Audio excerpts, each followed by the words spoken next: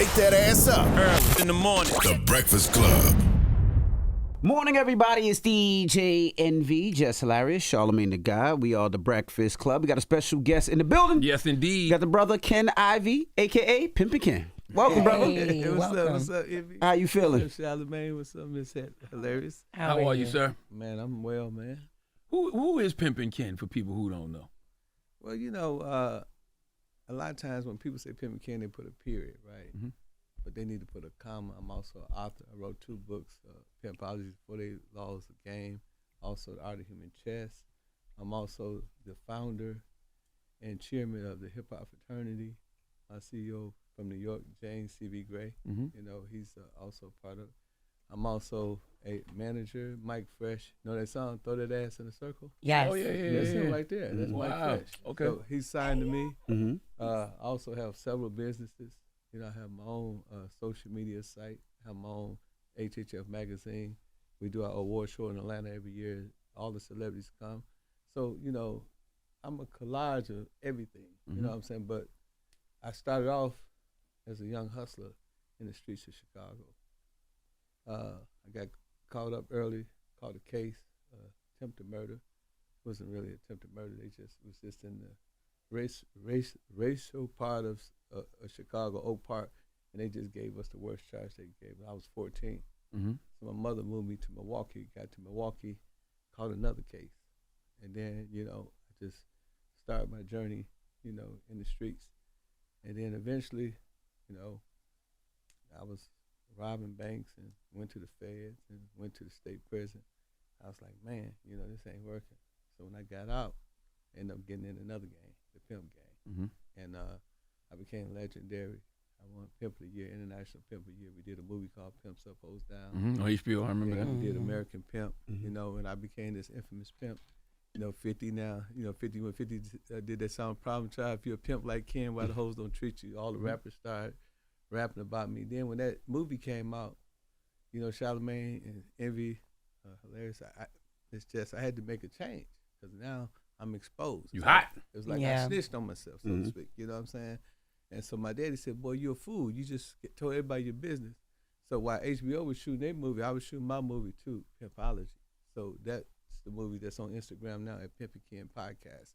I got that on there right now. You know, it's for free.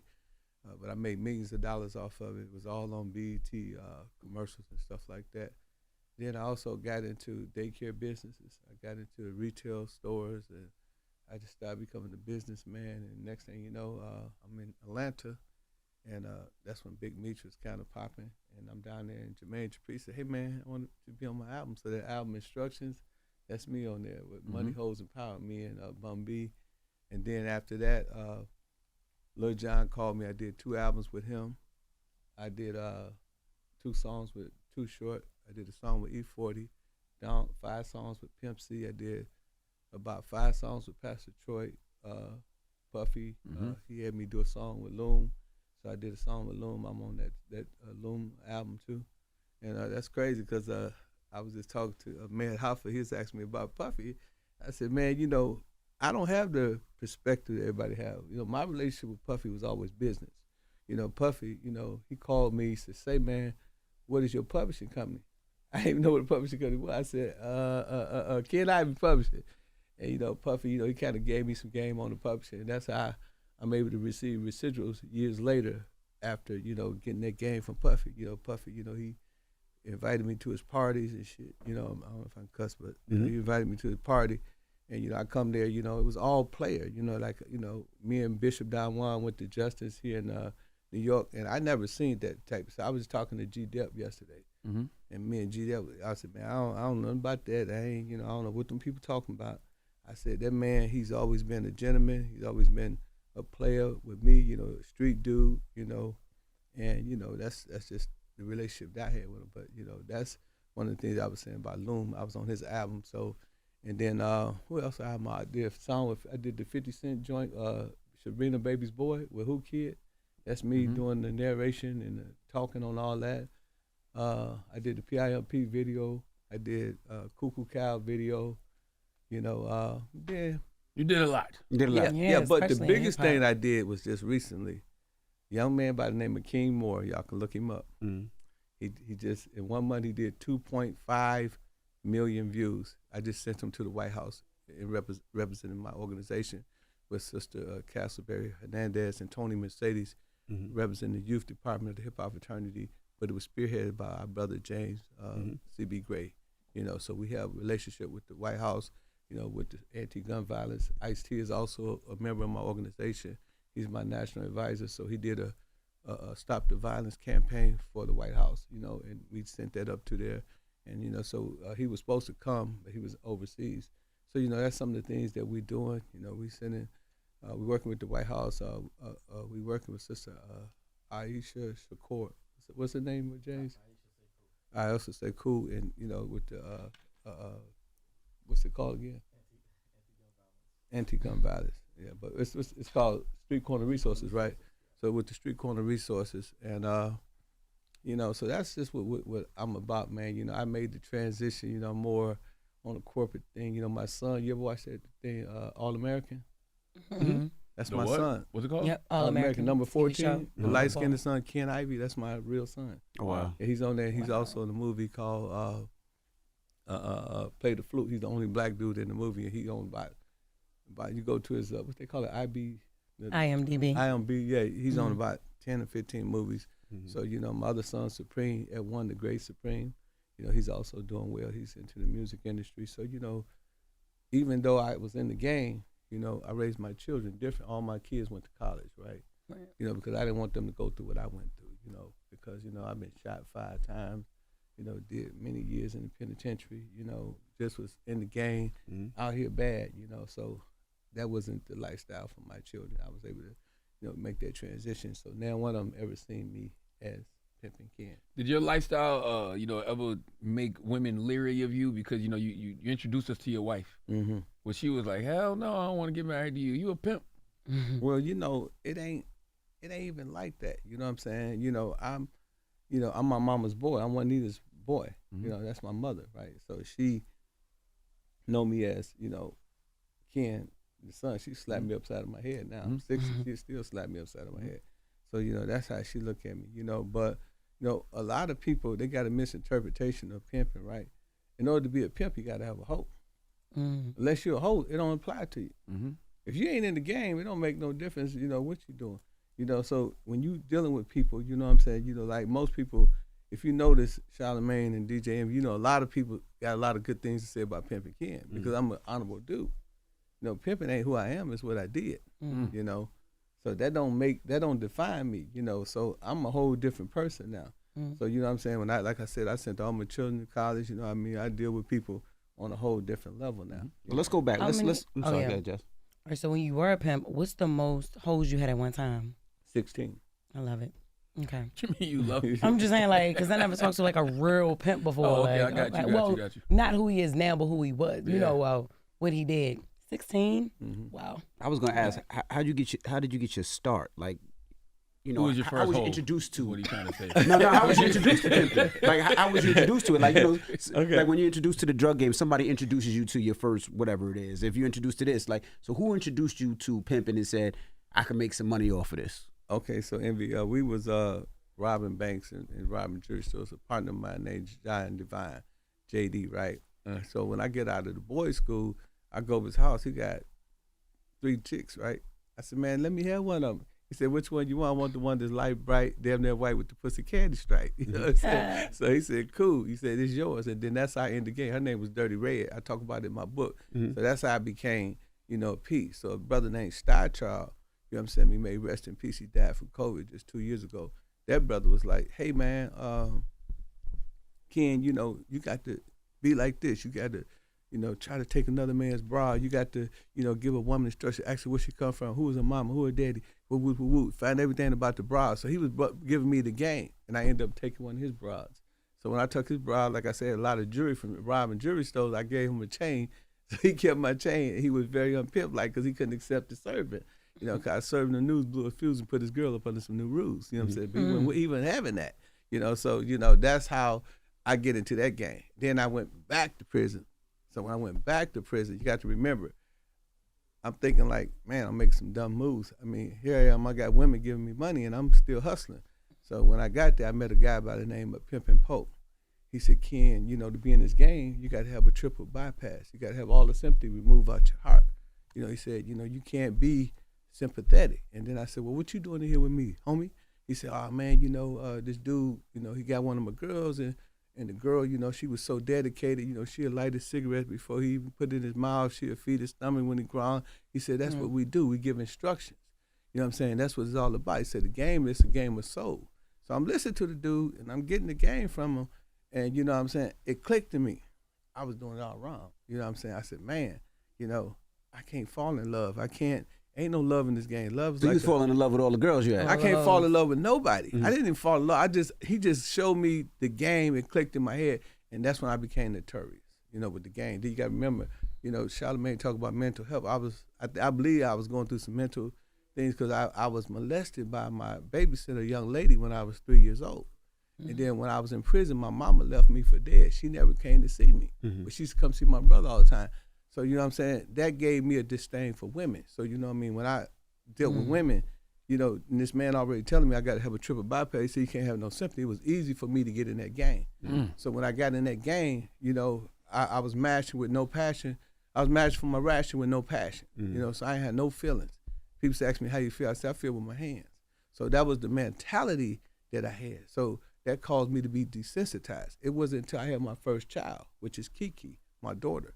You know, when I had Kiki, then I changed my mentality. You know, if you change your mentality, you can change your reality, right? Yeah. So I changed my mentality, and then I started having love, because that was the first time I really experienced love, you know. And so my daughter, you know, she just kind of just made me make a lot of different life decisions. And then I realized, you know, that, hey, man, you know, maybe you can, you know, do some different things. And then when I actually got out the game, you know what I'm saying, I had a whole different perspective, you know, on women, you know, and I forgave my mother, you know, for what she done. You know, I mean, I love my mother to death. I was just with her. And, you know, but it was kind of traumatizing because, you know, I'm in jail and I can't even see her. You know what I'm saying? So it just made me feel like, you know, man, I ain't got no respect for nobody. I'm cold-hearted. I'm out here, you know, whatever happened. And unfortunately, that's what makes a good pimp. Unfortunately, it makes a good pimp because when you're dealing with women out there that's in their lifestyle, they dealing with hundreds of men every day. You know, they don't have no sympathy, right? You know, you got to be cold-hearted to break a trick, you know, and get some money from a man and know this man is married, know this man is in a relationship, But, you know, you can't, you know, deal with her. So when you deal with the female and she come home, she's trying to run game on you too. You know, I believe God gave a woman the same thing he gave a skunk, a white stripe and a belly full of funk, you know. So they bringing the funk home and they bringing the drama. So you got to deal with that. And if you don't deal with that, even if you look at the, you know, the Bible, you know, it says the fall of man, right? When you talk about the fall of man, what are you talking about? You're talking about how some woman, Eve, allegedly, we're going to say allegedly because we don't know people's preferences, right, in terms of religion. Allegedly, this woman deceived him, and that's how he got naked. So if that's the mentality in the Bible, if that's the first chapter, Genesis, the fall of man, we know that the woman has always been the challenge for the man. And vice versa too, though. Yeah, yes, sir. Like, cause I mean, you said it yourself. Like, you know, you had so much hurt and so much pain in your heart for women that you treated women a certain way. So if you already approaching a situation like that, she probably gonna feel that energy. So there's gonna be resistance. Right. Absolutely. So I was going to ask, I mean, you call them hoes, but when these women came to you, did they come to you or did you sort them out? Did they come for you for protection and help, or was it one of those things where you found, like, how did it work for people? Because when people hear pimps, right, they all think of old school pimps, beat a girl up, put them on the corner in the Bronx or on the corner on the old 42nd Street and make sure. So how did these women come to you? Well, you know, once you get in the game, you know, you get chose with your mouth closed. You know, it's by choice, not by force. You know, so I was always Rolls Royce. So I always tell them, let your choice be Rolls Royce. And what I mean by that is that a lot of young dudes out here, they selling these bras dreams. They're like, hey, you know what I'm saying, get with me, I'm gonna buy you a Rolls Royce, I'm gonna buy a Cadillac, we're gonna buy you some minks and some diamonds. Well, I was already pulling up with that. So I was the dream. You know what I'm saying? So because you selling this woman a dream, she said, hey man, I don't wanna be with Envy no more, I wanna be with Ken. So she'd choose up on me. When she choose up on me, I'll call you and say, hey, Emmy, you could break the plate, man. That woman don't eat there no more. You know what I'm saying? She didn't chose up. She let her choice be Rolls Royce. She didn't choose down. She chose up. So then you're gonna be like, oh man, and then in the game, it's a non-contact sport. You would have to accept that. So it's actually a non-contact sport. So in the game, there was no, you're not coming from me, I'm coming from you. It's non-contact. You lose your girl, that's it. Yeah. Once you get knocked, man, you got to accept it. You know what I'm saying? Especially if you get knocked by Nakarachi. That was me. You know what I'm saying? They called me Nakarachi because I was knocking everything that went nailed down. I came to New York back in 91, and every time I would peel a dude in New York for his girl, I'd give him a Wall Street Journal and banana and say, man, it's in the news, you've been peeled for the broad. And they be like, man, this dude is crazy. He from Milwaukee, he tripping. Then I put ketchup on by their wheels and say, man, my game is thick as high. You'll never be thick as mine. You need to catch up because you've been in the mustard too long. And then you actually put ketchup by people's wheels? Yeah. Put that ketchup was your calling card? Yeah, huh? That was like your calling card? Nah, that was when I knock them for the broad. I let them know, like, man, listen, I didn't peel you. You know what I'm saying? You give a Chinese name, one gone. Mm-hmm. Imagine like him with the ketchup bottle, putting it by each wheel. Oh my God! No, I didn't squirt ketchup on it. Oh, you squirt ketchup on it? No, I'm about to say even more disrespectful. No. So has OnlyFans killed pimping? Can there be pimps now? Because women now can go OnlyFans, make their own money. Well, OnlyFans, it's like, one brother was telling me, about, man, the game done changed. I said, bro, check this out. I said, man, when we was kids, they had typewriters. Now you got dumb people with smartphones. Mm-hmm. I said, the game has changed. It's elevation. Even if you look at your Facebook, when you first started Facebook, it wasn't as technologically advanced as it is today, or Instagram. So life evolves. Like Darwin said, evolution. So when you see evolution, you got to evolve. So these young people, they got to evolve. So me, this is my hope right here. Mm-hmm. She don't argue with me. She don't fight with me. Charlamagne can't pimp her. You can't pimp her. Only Ken can pimp her. So pimping Ken. That's what I'm doing. Pimp that. Well, I'm saying I'll go buy a bunch of copies of that book and sell it for double. Yeah, but you got to pay me.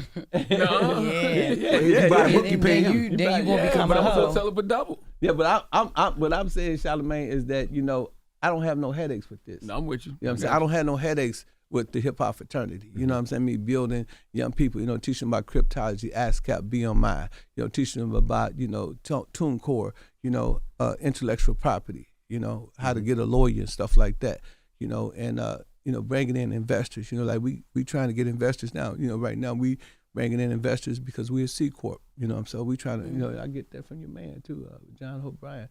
Yeah, that man, I get a lot. I made him at your event, Mr. Hope, he give us a lot of game. My man Valentino give me a lot of game. Big Silk give me a lot of game. They just teach me about, a whole nother level of getting money, so we just get money. Tony Mercedes, and my man, I do a show, Boss Talk. He said thank you for always mentioning him. So I just. And then I'm doing podcasts. I'm with Trigger Alert with Ugly Money. Ugly Money. I'm a co-host on that. You do a lot. I want to do something with you too, man. I want to bring my show over to y'all, Black Effect, man. Okay. And don't try to be no hoe, because he don't pimp no more.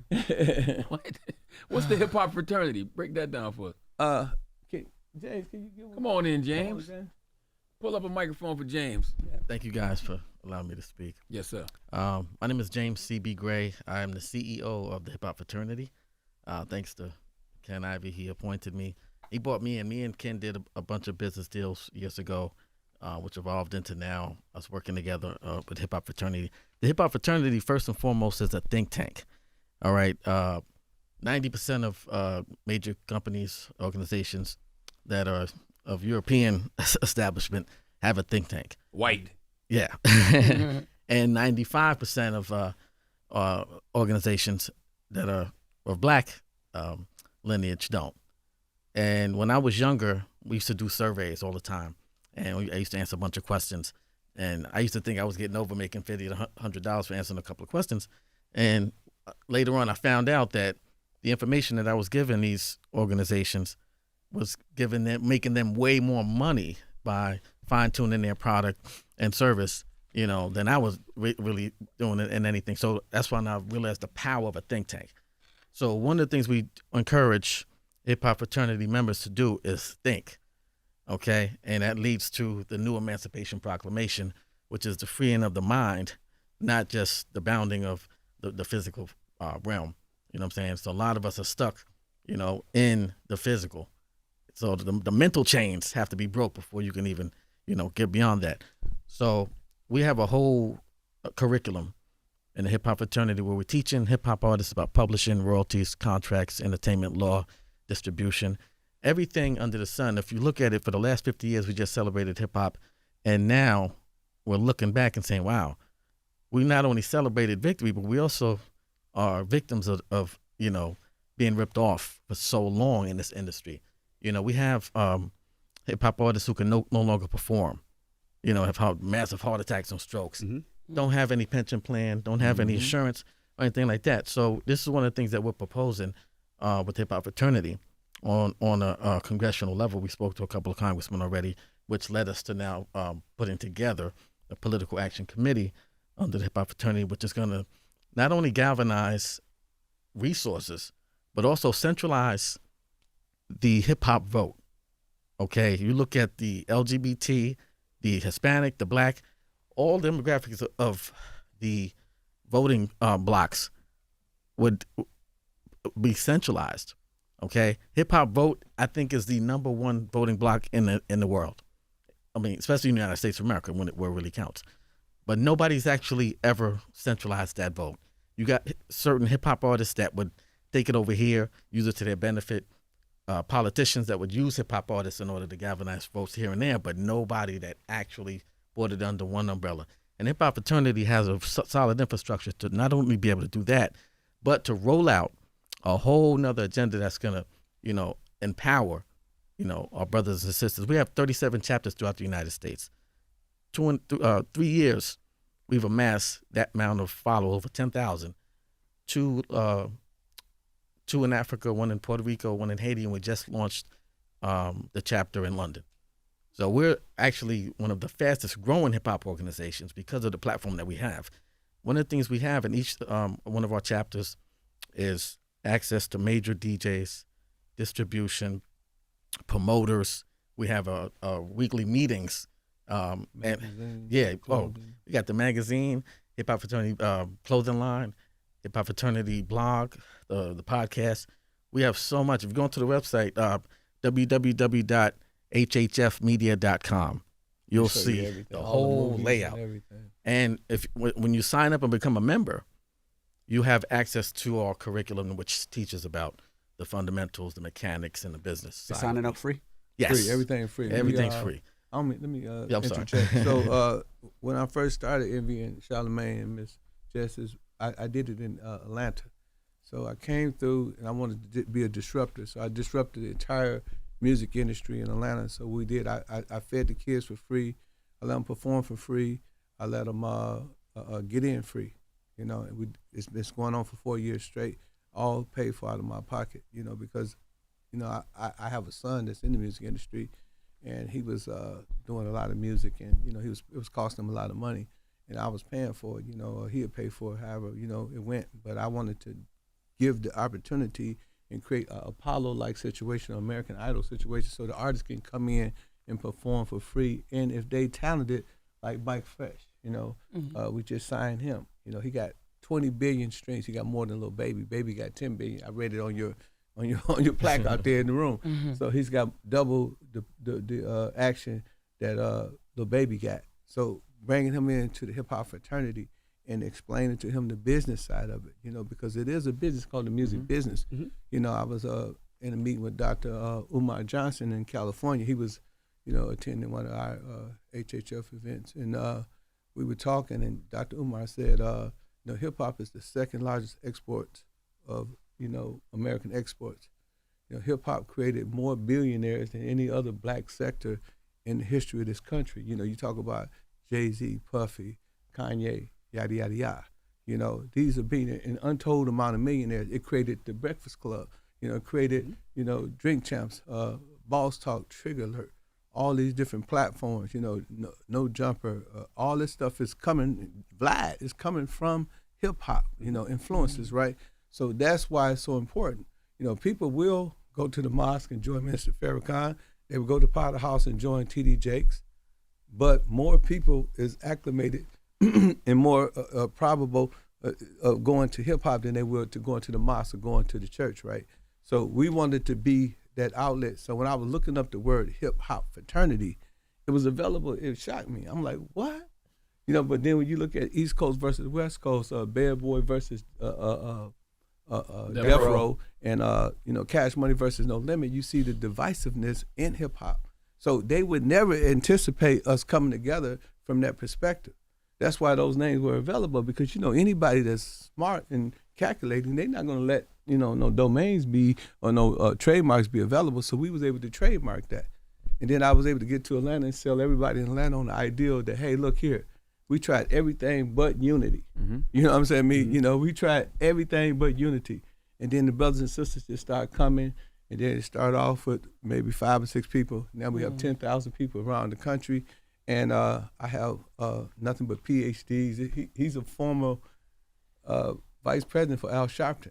I was able to take him from Al Sharpton. You know, he used to open up for Al Sharpton. That a former Pimpin? Yeah. You throw some ketchup on Al's car. No, but I mean, on the serious note, Charlamagne, you know, Sister Kentrice, you know, she's worked for $1 billion company. She did $1 billion mergers and acquisitions. So, you know, my thing was to bring the street people and the intelligent people. And, you know, I even got opportunity for you brothers. You know, we're going to, from the corporate perspective, from the business perspective, you know, it takes finance to uplift the nation. I want to give brothers like y'all equity in the company. You know, just the same thing with Vitamin Water did with 50. And, you know, we got, you know, we've been talking to Floyd Mayweather, Langston King. We've been talking, you know, Ice-T, of course, going to have equity. We want to, you know, like you and DJ Envy, y'all and Miss Jess, y'all have power. You know, we all hip-hop. We all love the culture. You know, why shouldn't y'all have a piece of that company? And we want to give y'all and submit a piece of your company. Sit down with our lawyers. We can make that happen.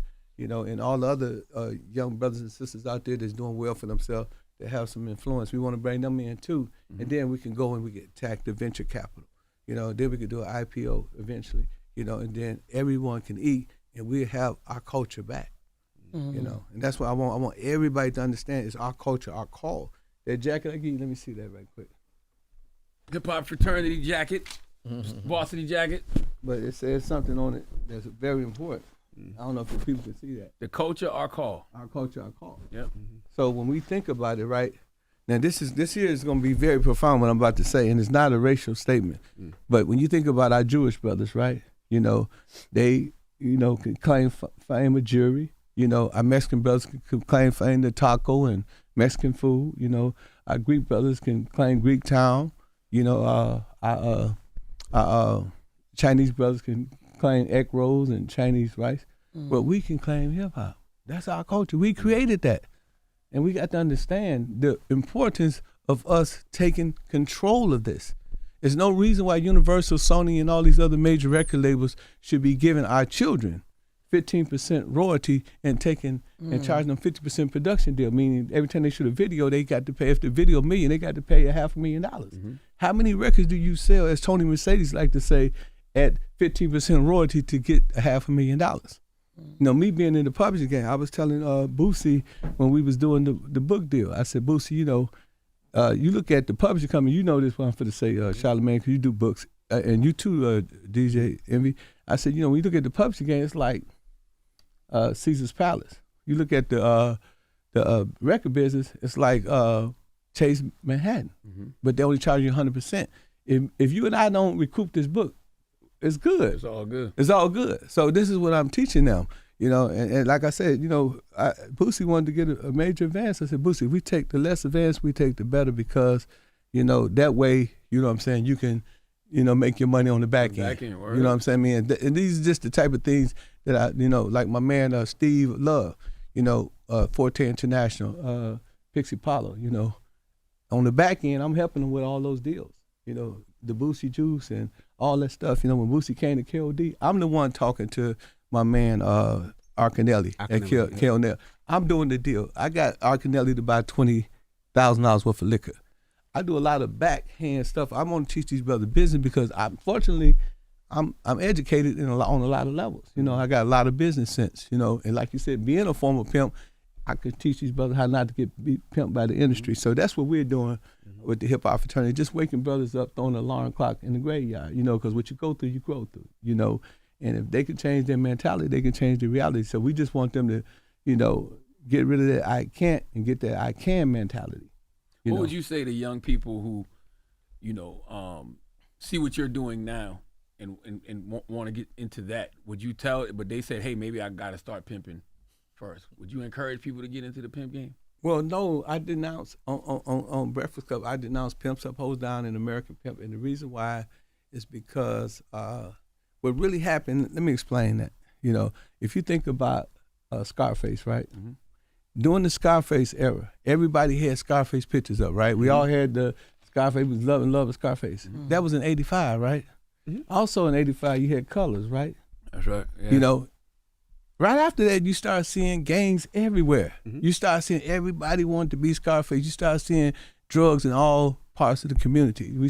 Then it come with Nino Brown, New Jack City. Mm-hmm. Then you see brothers taking over projects. So you say it was propaganda that was pushing people? No, what I'm saying is that CCA, Correctional Corporation of America, and through systemic racism and white supremacy, we can see how this was engineered into our community, because you got to remember, right after these movies came out, what happened? You know what I'm saying? You came out with the crime bill of 1984. 94. Yeah, it was 84. Joe Biden in 84 and Clinton in 94. It was two of them. Biden was with all of them. So it was one in 84 and one in 94. 88 and 94. Yeah. So that what that did was that created sentence enhancement laws, the trigger lock. So a lot of brothers started going to penitentiary, and the prison system in 1976 was 240,000. 2024 is 2.5 million. It's America's 5% of the world's population, and it has 25% of the world incarceration. Look, this is what I'm going to say. 25% of the world's incarceration, 5% of the world's population. In terms of eligible people that go to jail, is only 6% of African Americans, excluding women, children, and old folks, and disability. So it's only 6%. So 6% of eligibility represent 12.5% of the people that's incarcerated in the world. Mm. That is engineering, my brother. You know what I'm saying? That is not an accident. That's not a coincidence. I think Chancellor Williams called it the destruction of the black civilization. Brother Kawanza Kajupu called it the conspiracy to destroy young black boys. Dr. Naeem Akbar said, the psychological images and changes of slavery. You had Dr. Claude Anderson up here. That's my favorite person to listen Dr. to. Claude. Mm-hmm. Claude said, it's 3 levels of survival. The first level is gainful employment or a job. The next level is welfare. He said the third level is crime. So if you take away welfare, which they did with our sisters, they told them you can't have the men in the house. Cause I'm from the projects. I'm from the Robert Taylor projects in Chicago. So if the sisters and brothers if the sisters on welfare, the men weren't allowed to come in the house. So that's automatically breaking up the black family. And Brother Wesley Muhammad talk about the counterinsurgency drugs. They put all these drugs in our community. People getting high, people selling drugs, selling drugs in addiction as well. The men is going to jail. The children is out here by themselves. The mother is single parenting. And guess what, Brother Charlamagne, Brother Envy, and Sister Jess, who raising all the killers? If all our men is in jail and our women is raising the children, they raising the killers. They raising the ones that's doing all the drill. So you got to have a man in the house. I always tell people, I said, the lion is the king of the jungle because of his roar. He roars, scare the mess out of the elephants in the giraffe. They go crazy when they hear that. And the reason why the man is the head of the household because it's Adam apple. My daughter in there, if I tell her to sit down, she gonna sit down. Mama gotta tell her 4, 5, 6, 7 times. Your son's 6'8", right? He's 6'8". You 5'3", you hitting on him. And you tell my boy, sit down and go down. He's sneaking out the window. He over there on 125th. He letting it go. You know what I'm saying? It's popping out. Why? Because we need to reunite the black family. The black family have to come together. Men and the black man, the black woman have to make some type of concession or agreement. Otherwise, you're going to continue to see all this murder and mayhem. Because like I said, you take the man out the household, take his excuses. He's a deadbeat dad. We agree with you. The man ain't shit. Okay, but who raising the children? Sisters, newsflash. And then there was a white woman and a white man recently just got caught up. What happened? He killed 4 people, remember? And they put the mama and the daddy in jail. Y'all remember that case? So that set precedent. If you understand law, that set precedent. So what that means is in the near future, when your son goes shoot up the block, possibly you could be incarcerated for it. He took his parents' gun. That was the one he took his parents' gun and shot it. Yeah. So you denounced pimping because of the negative. No, let me finish. Okay, so right after Pimps Up, Hoes Down, Snoop was pimping all over. Snoop was pimping. Ludacris pimping all over the world. T.I. got Pimp Squad clip. 50 Cent PIMP. Right after that, human trafficking laws. Initially, on 2020, they said it was about foreigners coming over here and bringing young foreigner girls. Next thing you know, it became a domestic law and locked up a lot of young black men. And I'm complicit, right? Because I'm a part of the Pimps Up, Hoes Down, unbeknownst to myself. But that Pimps Up, Hoes Down, that whole era was nothing but a plot and a plan because, all the niggas, all the brothers stopped selling drugs. You know what I'm saying? So they stopped selling drugs because they peep. Oh, man, you can get life for this. So they gave us another. Every time we come up with something and we get hip to it, they come up with something else. They introduce another thing. And Hollywood is complicit as well. That's what I'm trying to say. It's all about Hollywood. Hollywood did Pimps Up, Hoes Down. Why would HBO do something called Pimps Up, Hoes Down, then Lionsgate do American Pimp? And then right after that, you see Laws follow it. Scarface, New Jack City. Right after you see Laws follow it. So, as a conscious brother, who's intelligent, I got to say I denounce Pimps Up, Hoes Down and American Pimp so young people can see that that's not the wave. Right. And I'm driving Rolls Royces and Mercedes and Rolexes and stuff, and I ain't selling no drugs. You know what I'm saying? I'm living in Buckhead in Atlanta. I'm doing pretty well for myself, and I'm not selling drugs. So I want young people to know that you don't have to take that route. That's why we got the gangs, we got the Bloods, the Crips, the GDs, the Vice Lords, all under one umbrella. They in my organization. And I got them coexisting with each other. So on Monday night when we have our meetings in Atlanta, it's the most peaceful night because we stopping a lot of young people from killing each other. We're glad you changed your life, Pimpin' Ken. Tell them where to find you. Yeah, you can find me at realpimpken_. That's on Instagram. If you want to join the hip hop fraternity, you go to hhfmedia.com. You want to get my book, you can go. I'd like to do it audible. Go to audible.com. Type in Pimpin' Ken. You get my book, The 40 Laws of Game in Pimpology, and you can reach me, James CB Gray, on all platforms. Also, HHF_CEO on Instagram. Also, we just launched the New York City chapter of Hip Hop Fraternity the other night at the Harlem Shark Bar. Yeah, Shark Bar. You know, it was amazing. Definitely want to thank GDEP for coming out, Push Fashion Inc. for coordinating everything. And we had a great crowd. So we're going to be doing this once a month at the Harlem Shark Bar. For any artists that want to come out and perform, you know, you can contact me through my Instagram, James CB Gray. It's open to everybody. We got an open mic, and this is a platform that we're using to increase membership, but also give up-and-coming artists an opportunities to showcase their talent, to prepare themselves for bigger stages, but also to be part of a positive organization such as Hip Hop Fraternity, which is encouraging our artists to not only be great, but be educated about the music industry as well. Oh, you got to get Mykfresh. He got 20 billion 20 fans. billion. Come on, let's say something for the people. Keep streaming It Bounce When She Walk, Bounce When She Walk, and keep streaming Throw It in the Circle. Shout out to Bobby for shaking that thing in the circle too. We in this thing HHF. Shout out to y'all. Okay, thank you. Yeah, and shout out to the OGs. Y'all can catch me on OGs too, on Trigger Alert. You know, those are the two shows that I'm on. OG. Y'all seen OGs yet? Oh man, Bishop Don Juan, all of them on there. It's about OGs, same thing with you, that I'm doing. We're talking positive, you know, getting Mr. Rick, he's the spearhead of it. We just telling all the young people to stop the game. So all the big time game members and hustlers, they on there, you know. And then Trigger Alert, that's what we talk about, male and female issues, you know, me and Ugly Money and Biz. Yeah. All right, well, there you have it.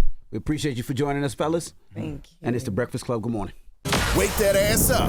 In the morning. The Breakfast Club.